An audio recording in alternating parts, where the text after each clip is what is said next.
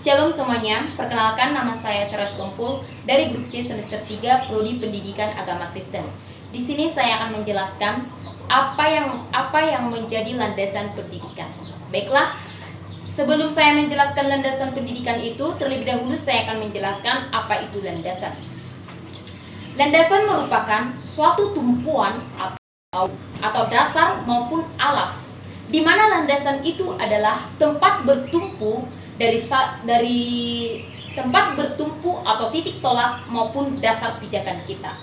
Nah, di sini saya akan mengaplikasikan bahwa landasan pendidikan itu adalah pendidikan adalah proses pembentukan kecakapan fundamental dan kegiatan manusia yang diarahkan untuk merubah tabiat, kemampuan, sikap dan tingkah laku seseorang yang bernilai positif di dalam masyarakat.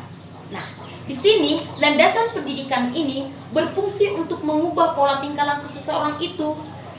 Di sini dia belajar landasan pendidikan supaya dia dapat merubah pola tingkah lakunya dari yang buruk menjadi lebih baik lagi.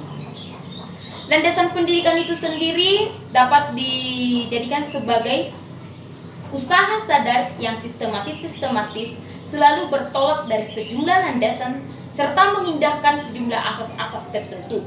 Landasan dan asas tersebut sangat penting karena pendidikan merupakan pilar utama terhadap perkembangan manusia dan masyarakat suatu bangsa tertentu. Dalam hal ini juga, pendidikan diharapkan mampu membentuk manusia Pancasila, manusia yang memiliki pembangunan kualitas tinggi dan mampu mandiri.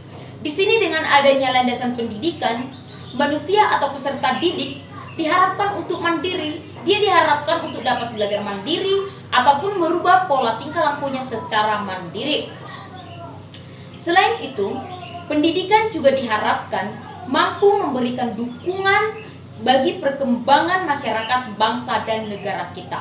Bukan hanya menjadikan seseorang itu untuk mandiri dalam mencapai kehidupan yang lebih baik lagi. Namun di sini pendidikan sangat berperan aktif untuk memberi sebuah dorongan atau dukungan kepada si peserta didik untuk mewujudkan pendidikan tersebut. Yang ketiga itu saya akan menjelaskan jenis-jenis landasan pendidikan.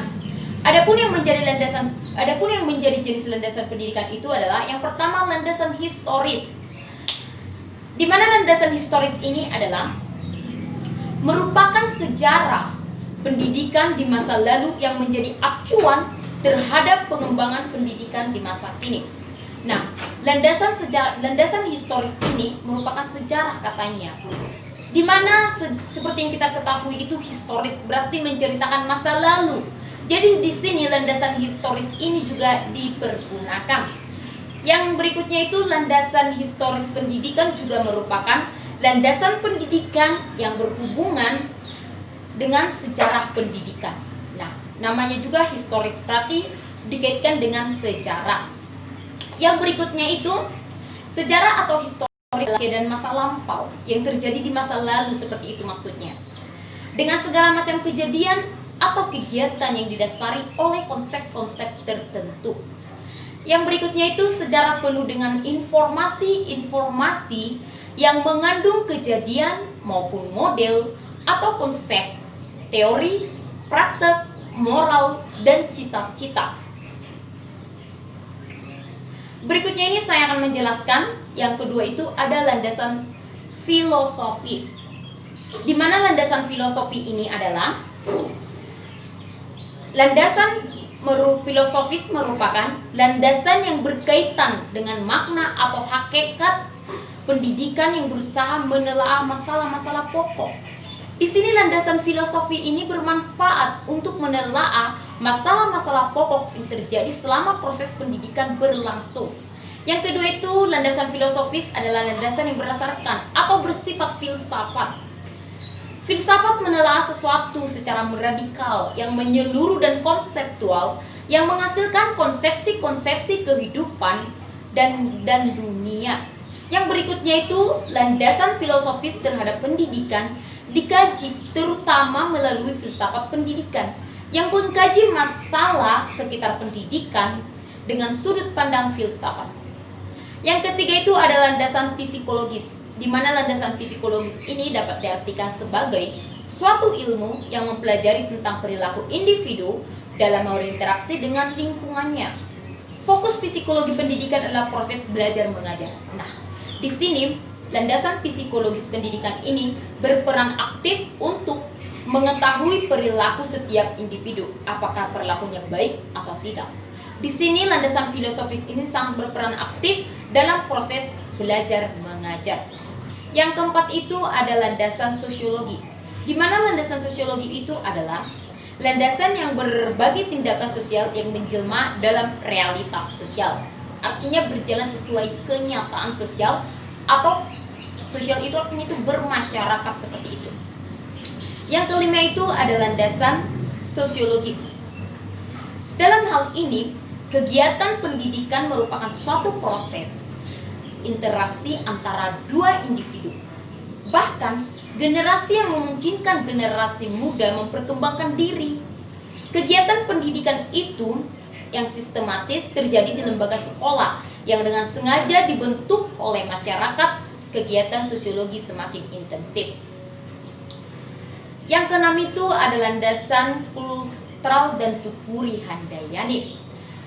Seperti yang bisa saya jelaskan, kata kultural berasal dari bahasa Inggris yaitu kultur. Sedangkan jika dikaji secara mendalam, kultur memiliki arti yaitu kata budaya ini berasal dari kata Sanskerta yaitu budaya. Budaya itu bentuk jamak dari kata budi atau akal. Nah, jadi landasan sosial kultural mengandung makna norma dasar pendidikan yang bersumber dari norma kehidupan berbudaya yang dianut oleh suatu bangsa. Yang ketujuh itu adalah landasan iptek. Iptek merupakan salah satu hasil pemikiran manusia untuk mencapai kehidupan yang lebih baik, yang dimulai pada permulaan kehidupan manusia. Nah, di sini pendidikan serta ilmu pengetahuan iptek mempunyai kaitan yang sangat erat, di mana pendidikan berperan sangat penting dalam pewarisan dan pengembangan iptek. Seperti yang kita ketahui saat ini, sudah banyak sekolah-sekolah yang memberlangsungkan pendidikan dengan alat-alat elektronik seperti laptop misalnya, handphone, dan seperti yang kita ketahui pada saat guru menjelaskan, sudah banyak guru yang mempergunakan infocus atau laptop untuk menjelaskan materi yang ingin mereka sampaikan. Jadi untuk meraih pendidikan itu saat ini sudah banyak terbantu oleh alat iptek seperti itu. Yang berikutnya itu tujuan landasan pendidikan. Nah, di sini adapun yang menjadi tujuan landasan pendidikan adalah yang pertama itu pendidikan menjadi hak seluruh manusia tanpa syarat apapun. Nah, di sini pendidikan itu bebas diakses oleh siapapun asal ada kemauan. Pendidikan itu tidak ditentukan atau dibatasi untuk siapa saja. Dan pendidikan itu tidak dikatakan hanya untuk orang kaya, hanya untuk orang miskin, hanya untuk orang bodoh seperti itu. Namun semuanya itu bebas untuk meraih sebuah pendidikan. Yang kedua itu pemerataan pendidikan baik dari segi kuantitas maupun kualitas bagi seluruh umat manusia. Nah, di sini pendidikan itu tidak dibeda-bedakan. Tidak ada contohnya begini. Seorang guru membedakan siswanya di sekolah karena ada yang kaya, yang miskin, yang pintar, atau yang bodoh. Bukan seperti itu. Dalam hal ini guru tidak membeda-bedakan mana siswa yang bodoh, mana yang siswa yang pintar. Namun mereka disamaratakan tanpa membedakan suku, ras, dan budaya. Yang ketiga itu terjaganya hak pendidikan sebagai seluruh kalangan tanpa terkecuali. Nah, seperti yang saya katakan tadi, tidak ada yang dibatasi, namun semuanya bebas melakukan pendidikan. Yang berikutnya itu ada pendidikan berfungsi sebagai mestinya, yaitu memajukan dan membantu manusia untuk dan tidak disalahgunakan untuk hal yang negatif. Nah, dalam hal ini guru sangat berperan aktif untuk membantu siswanya dalam mempergunakan pendidikan itu ke arah yang lebih baik lagi, supaya pendidikan itu tidak disalahgunakan oleh para peserta didik. Baik, yang berikutnya itu saya akan menjelaskan yang kedua itu asas Tukuri Handayani. Asas Tuturi Handayani merupakan inti dari sistem Among perguruan. Asas yang dikumandangkan oleh Ki Hajar Dewantara ini kemudian dikembangkan oleh Dr. Randus RMP Postdoktoral dengan menambahkan 2 semboyan lagi, yaitu Ing Ngarso Sungtulodo, Ing Madya Mangungkarso. Di mana yang pertama itu Ing Ngarso Sungtulodo itu artinya jika di depan memberi contoh, dan yang kedua itu Ing Madya Mangungkarso jika di tengah memberi dukungan atau semangat, dan yang ketiga itu Tuturi Handayani jika di belakang memberi dorongan. Nah, secara umum implikasi dari penerapan asas Tuturi Handayani ini dalam pendidikan adalah yang pertama itu seorang pendidik diharapkan memberi kesempatan kepada siswa untuk mengemukakan ide dan prakarsa yang berkaitan dengan materi pembelajaran yang akan diajarkan. Nah, di sini seorang pendidikan itu katanya harus memberi kesempatan kepada peserta didiknya untuk memberikan ide yang ada di dalam pikiran mereka supaya siswa itu mampu berkembang seperti itu. Yang kedua itu, seorang pendidik berusaha melibatkan mental siswa yang maksimal dalam mengaktualisasikan pengalaman belajar. Nah, di sini guru harus terus mencoba si peserta didik supaya mentalnya itu kuat. Yang ketiga itu, peranan pendidik bertugas mengarahkan siswa sebagai fasilitator dan motivator. Nah, dalam hal ini guru adalah sebagai fasilitator dan motivator, di mana sebagai motivator itu guru harus siap memberi semangat ataupun dorongan kepada si peserta didik supaya dapat melakukan pendidikan yang lebih baik lagi. Berikutnya saya akan menjelaskan 3 asas-asas belajar sepanjang hayat. Di mana asas belajar sepanjang hayat ini adalah sudut pandang dari sisi lain terhadap pendidikan seumur hidup. Kurikulum yang dapat merancang dan mengimplementasikan dengan memperhatikan 2 dimensi, yaitu dimensi vertikal dan kurikulum sekolah menjadi keterkaitan dengan kehidupan peserta didik di masa depan. Nah, di sini kurikulum dimensi vertikal ini berkaitan dengan kehidupan peserta didik di masa depan. Nah, pendidikan saat ini menentukan kehidupan peserta didik di masa depan. Jika dia belajar dengan baik, mungkin dia akan dapat menuai hasilnya dengan baik pula di masa depan.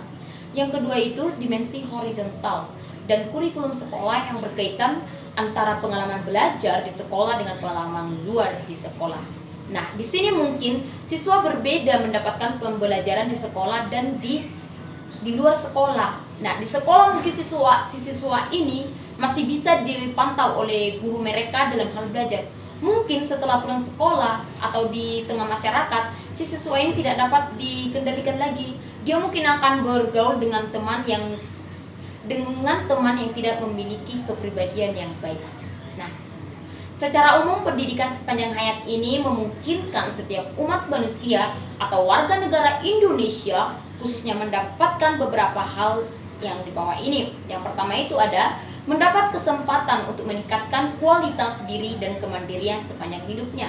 Yang kedua itu meraih kesempatan untuk memanfaatkan layanan-layanan lembaga pendidikan yang ada di masyarakat. Yang ketiga itu mendapatkan kesempatan mengikuti program-program pendidikan sesuai minat, bakat, kemampuan masing-masing. Nah, di sini mereka mendapatkan kesempatan untuk mengikuti program-program pendidikan sesuai dengan minat atau kemampuan mereka masing-masing. Jadi di sini siswa tidak dipaksakan supaya bisa melakukan menguasai semua pendidikan itu. Namun di sini mereka diikut sertakan atau diperbolehkan dalam hal memilih kemampuan yang bisa mereka raih. Berikutnya itu saya akan menjelaskan asas kemandirian dalam belajar. Kemandirian dalam belajar ini dapat diartikan sebagai aktivitas belajar yang berlangsung atas dorongan oleh diri sendiri, pilihan sendiri, dan tanggung jawab sendiri. Nah, namanya juga kemandirian ya kan? Kemandirian, mandiri berarti bisa belajar sendiri, melakukan apa-apa dengan sendiri. Bahkan dalam hal ini siswa dituntut untuk belajar mandiri. Mereka harus belajar atas dorongan diri sendiri. Artinya dalam hal ini tidak ada unsur paksaan. Di sini siswa harus belajar secara mandiri atas pilihan, atas minat, dan bahkan dalam hal ini dia bertanggung jawab atas pendidikan yang dia jalankan saat ini. Nah, asas kemandirian dalam belajar ini sendiri mungkin dikembangkan kemandirian dalam belajar itu dengan menghindari campur tangan guru. Nah, seperti yang saya katakan tadi, bahwa belajar mandiri itu belajar sendiri atas minat sendiri. Di sini guru tidak terlibat. Mungkin di sini guru hanya memberi dorongan ataupun motivasi kepada si siswa tersebut untuk melakukan pembelajaran secara mandiri. Nah, tetapi dalam hal ini guru selalu siap untuk ulur tangan bila diperlukan. Nah, seperti yang saya katakan tadi, di sini guru tidak diperlukan untuk ikut serta dalam mengikuti proses belajar siswanya. Namun, guru akan diperlukan bila si siswa kewalahan dalam belajar. Mungkin ada yang tidak dia tahu, dapat dia tanyakan kepada guru yang bersangkutan. Nah, di sini perwujudan asas kemandirian dalam belajar akan menempatkan guru dalam peran utama sebagai informator, fasilitator, dan motivator. Nah, sebagai fasilitator itu, guru diharapkan dapat menyediakan dan mengatur berbagai sumber belajar dengan sedemikian rupa, sehingga dapat memudahkan si peserta didik berinteraksi dengan sumber-sumber tersebut. Nah, yang kedua itu sebagai informator. Informator seperti yang kita ketahui, berarti informasi, ya kan? Nah, di sini guru itu menyadari bahwa dirinya hanya merupakan bagian kecil dari sumber-sumber informasi yang ada. Oleh karena itu, guru perlu memberikan dan merangsang peserta didik untuk mencari informasi selain dari dirinya sendiri. Nah, di sini guru berperan hanya untuk memberikan informasi kepada si peserta didik atas sumber-sumber pembelajaran yang akan diberikan kepada si peserta didik ini.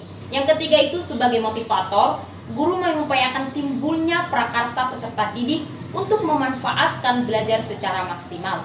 Nah, sebagai motivator ini, guru hanya memberi dukungan atau semangat, bahkan memotivasi si anak supaya tidak lari dari jalur pendidikan. Di sini terdapat berbagai strategi belajar mengajar yang dapat mengembangkan kemandirian dalam belajar dan lainnya. Nah, di sini si siswa tidak boleh bermain-main. Walaupun belajar mandiri, mereka harus tetap fokus dan mereka harus tetap memperhatikan pembelajaran yang akan mereka capai. Pikiran seperti itu. Namun, dalam belajar mandiri ini, mereka harus menggunakan kesempatan ini dengan sebaik-baiknya. Yang kedua itu belajar dengan didukung oleh suatu pusat sumber yang belajar yang memadai. Nah, di sini mungkin dengan belajar mandiri, si siswa dapat menggunakan fasilitas yang ada seperti laptop, handphone, dan lain sebagainya. Dari sana mereka mungkin bisa mendapatkan informasi tentang bermanfaat baginya. Sebelum memulai pembelajaran secara mandiri ini dapat kita artikan seperti ini. Seperti kata orang pintar mengatakan, belajar tanpa guru bisa saja, namun belajar tanpa buku akan sia-sia. Nah, itulah yang dinamakan dengan belajar mandiri. Tanpa guru mereka bisa belajar, namun tanpa buku mereka tidak akan bisa belajar, karena dari buku itu adalah sumber utama yang menjadi bahan pembelajaran kita di sekolah. Nah, yang kelima itu ada kegiatan belajar dalam mengembangkan kemandirian. Kemandirian yang dimiliki seseorang itu berbeda-beda, betul atau tidak? Kemandirian yang dimiliki seseorang itu berbeda-beda. Dan kemandirian itu sebagian orang ada yang memiliki karakter mandiri yang tinggi, sedang, dan rendah. Nah, di sini kemandirian yang dimiliki peserta didik itu berbeda-beda, kata ada yang sedang. Nah, mungkin si peserta didik tidak semua memiliki potensi belajar tinggi. Mungkin mereka harus didorong terlebih dahulu, mereka harus disemangati terlebih dahulu, seperti itu. Nah, hal ini dapat dipengaruhi dari beberapa faktor yang mempengaruhi tindakan karakter mandiri seseorang. Di antaranya dari faktor gen atau keturunan dari orang tua, pola asuh orang tua terhadap anak, sistem kehidupan di masyarakat. Nah, di sini dikatakan kemandirian belajar sesuai kehidupan para siswa itu berbeda-beda. Contohnya di masyarakatnya, orang-orang di sana bergaul dengan baik atau dapat memberi motivasi kepada peserta didik supaya melakukan pembelajaran dengan baik. Nah, di sini peserta didik mungkin akan membawa sifat yang dari rumah ke sekolah jika dia tidak terbiasa melakukan pembelajaran secara mandiri. Pada umumnya, kemandirian diperoleh melalui proses kebiasaan yang telah dilakukan oleh anak usia sedini mungkin. Nah, kemandirian ini katanya harus dimulai sedini mungkin. Jangan seperti yang saya katakan, jangan ditunda-tunda atau jangan menunggu hari besok untuk melakukan kemandirian itu. Namun belajar secara mandiri itu bisa dilakukan kapanpun asal ada minat atau kemauan yang dimiliki peserta didik. Dalam hal ini berbagai hal yang berkaitan dengan upaya untuk meningkatkan kemandirian siswa. Layanan bimbingan yang dapat diberikan salah satunya adalah layanan bimbingan kelompok yang diberikan berisikan materi-materi yang berkaitan dengan cara meningkatkan kemandirian siswa. Nah, upaya yang dapat dilakukan atau kegiatan yang dapat dilakukan dalam hal ini adalah belajar kelompok, di mana ini sangat tepat dilakukan oleh para guru untuk membiarkan siswanya itu belajar secara mandiri. Nah, di sini guru berperan memberikan materi pembelajaran kelompok kepada beberapa siswa dan siswa itu dibentuk menjadi beberapa kelompok. Nah, di sini guru harus mencampur adukan yang pintar, yang bodoh, yang IQ-nya tinggi atau yang punya rendah itu di sini disamaratakan, tidak dibeda-bedakan, ya kan? Nah, yang bisa saya sampaikan sekian dan terima kasih. Shalom.